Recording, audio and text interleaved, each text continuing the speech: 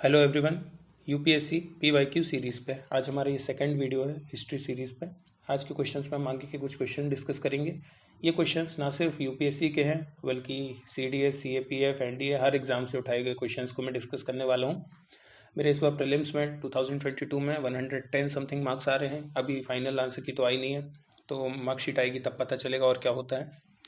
तो जो भी मैंने एनालिसिस और टेक्निक्स अप्लाई की थी एग्जाम में उसको लेकर मैं डिस्कस करने वाला हूँ।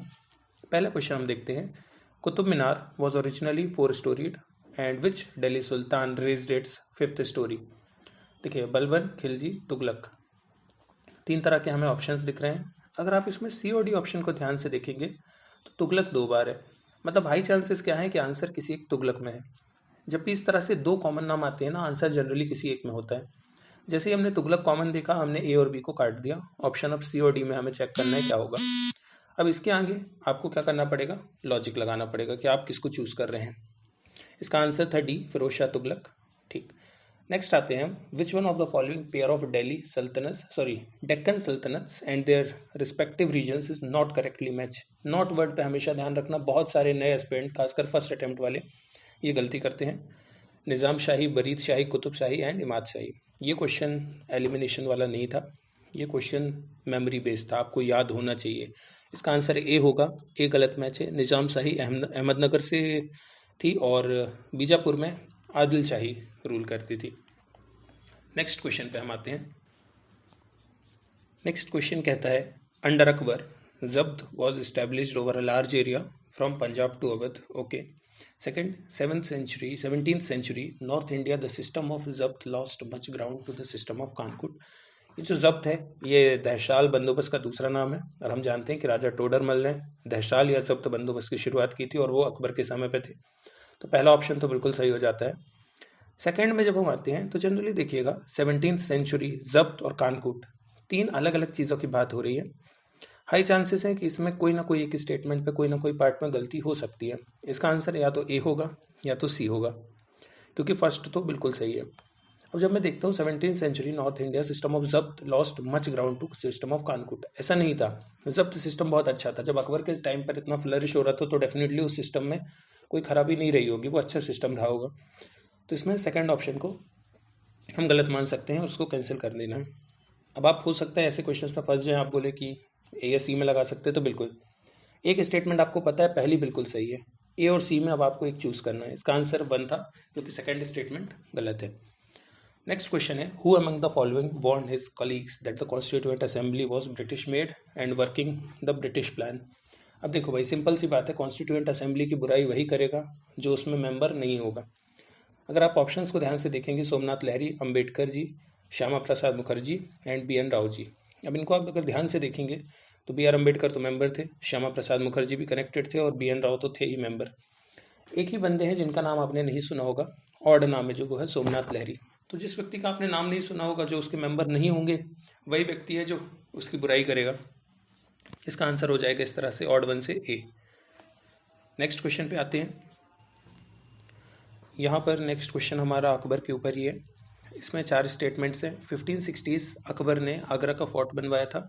1570s में new capital eight Fatehpur Sikri. इसमें ये जो 50s और 60s है, दैट मीन्स पूरे डिकेड की बात हो रही है। तो हाँ, ये पॉसिबिलिटी है कि बिल्कुल डिकेड की बात है, पर्टिकुलर ईयर नहीं है, तो 10 साल में हो सकता है इसी बीच कभी ना कभी उन्होंने बनवाया हो। सेकेंड भी चांसेस हाई है कि हो सकता है। Third, Akbar also commissioned a white marble tomb of Sheikh Salim Chishti at Sikri.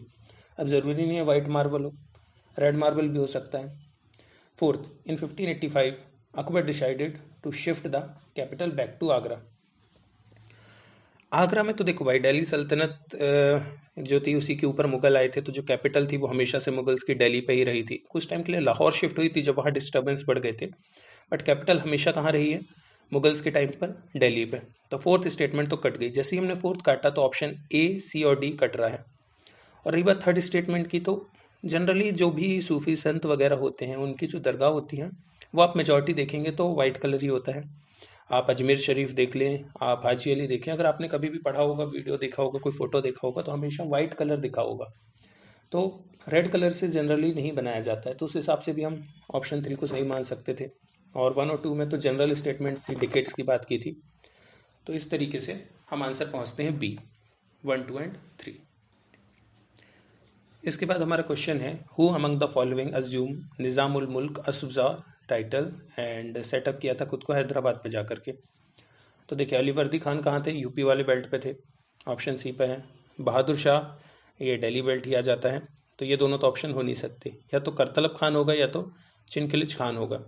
तो अगर आपने हिस्ट्री को ध्यान से पढ़ा है तो इसका आंसर डी है डायरेक्ट, बट अगर नहीं भी याद आ रहा है आपको डायरेक्ट नाम तो बी और सी ऑप्शन तो आप एलिमिनेट आराम से कर सकते हैं। सो ऑप्शन ए और डी में आपको एक चूज़ करना था, तो ये 50-50 से आप करीब पहुंच जाते हैं आंसर के। इसका आंसर था डी, ये भी डायरेक्टली लिखा हुआ है, इसको आपको स्पेक्ट्रम में देखेंगे मिल जाएगा मॉडर्न हिस्ट्री के लिए। नेक्स्ट क्वेश्चन, इसमें बहुत अच्छा लॉजिक लगेगा। Initially what was the purpose of setting up hill station during the colonial period in winters. सर्दियों के समय इन्होंने क्यों अपनी हिल स्टेशन पे सेटअप किया था? तो देखिए, to serve as winter capitals for British, क्या ये ऑप्शन है? B, needs of the British army, C, source timber from forest, और डी, टू सेटअप सैनिटोरिया। अब देखिए, कैपिटल उस जगह पर होती है जहाँ पॉलिटिकली, इकोनॉमिक और जोग्राफिकल कुछ बेनिफिट मिल रहा हो, तो ऑप्शन ए नहीं हो सकता। हिल स्टेशन पे ऐसा कोई बेनिफिट नहीं है। कैपिटल या तो दिल्ली होगी, या तो कोलकाता, या तो मुंबई, या तो मद्रास, इस तरह के रीज़न होंगे। बी, आर्मी की नीड्स, तो आर्मी की ऐसी कोई स्पेसिफिक नीड नहीं होती है कि वो कहीं भी रहे, आर्मी हर जगह होती है। हिल स्टेशंस जो हैं उसका आंसर इसका डी है। अब उसका लॉजिक ये है, अगर आप ध्यान से पढ़ें तो आपको ए बी सी तो समझ आएंगे, लेकिन आपने ये नाम पहली बार सुना होगा, सैनिटोरिया। सैनिटोरिया बेसिकली कोई बीमार पड़ जाता है तो उस हिसाब से रखा गया था हिल स्टेशन पर बना के, क्योंकि देखिए ब्रिटिश जो है वो ठंडे क्लाइमेट में रहते हैं, ब्रिटिश क्लाइमेट ठंडा है, तो ऑप्शन ए और डी में ही एक आंसर होने के चांसेस होते हैं। ठीक, हिल स्टेशन इसलिए कोई नहीं बनाता है जस्ट कि टिम्बर फॉरेस्ट को लाने के लिए। सो इसका आंसर डी है। ऑड वन आउट का लॉजिक लगा सकते हैं, कुछ नया नाम मिल रहा है, कोई नई चीज़ मिलती है तो वही आंसर हो, इसके चांसेस ज़्यादा होते हैं। तो इस तरह से हमने ऑप्शन डी लगाया, ये सही आंसर है। आज की वीडियो के लिए इतना ही। I hope you like this video. मिलते हैं नेक्स्ट वीडियो में। सीरीज़ का 3rd लेक्चर बहुत जल्दी आएगा, तब तक के लिए जय हिंद।